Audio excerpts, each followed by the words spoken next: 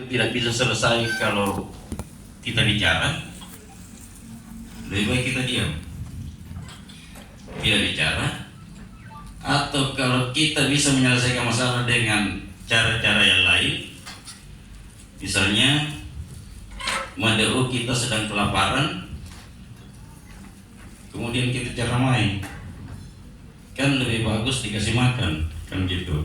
Jadi cara penyelesaian masalahnya, orang kelaparan itu dikasih makan, bukan diceramai.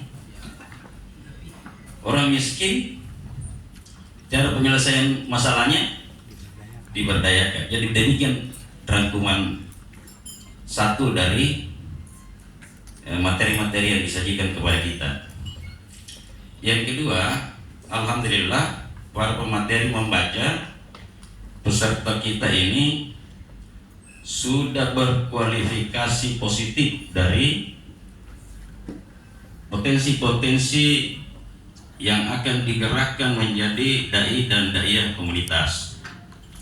Hanya ada beberapa yang diidentifikasi dan perlu dievaluasi yang mungkin masih harus diperbaiki ke depan. Yang pertama adalah para peserta masih berkualifikasi lebih besar menjadi mubalik daripada kegiatan lain dari dakwah. Jadi lebih besar, lebih cenderung untuk memberi penjelasan daripada mengambil tindakan yang sistematis dan efektif untuk penyelesaian masalah selain bicara. Padahal kalau kita mengidentifikasi Madeo, tentu ada yang pantas dibicarain, ada yang pantas untuk dilakukan tindakan lain. Nah, selain dari itu, bahkan dalam kualifikasi mubalik ada catatan-catatan yang kita terima bahwa kecenderungan dari mubalik kita adalah masih terlalu besar upaya untuk mempromosikan dirinya sendiri di hadapan jemaah. Masih terlalu besar upaya itu, sehingga sebagian besar dari materi pembicaraan dalam ceramahnya adalah membicarakan dirinya. Saya lebih hebat dari saudara, karena itu saudara-saudara harus ikut selesai. Pokoknya seperti itu ya. Pokoknya seperti itu ya. Tapi alhamdulillah dengan 2 hari semalam kita berada di sini, maka sebagian besar dari kita semakin hari semakin meningkat kualitasnya, dan masalah-masalah yang mengganggu komunikasi tabligh dan dakwah akan semakin terselesaikan.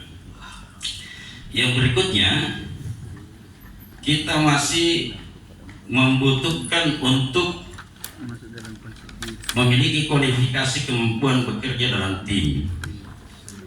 Dalam dakwah komunitas, kita tidak akan terlalu efektif kalau bekerja sebagai pemain individu yang hebat.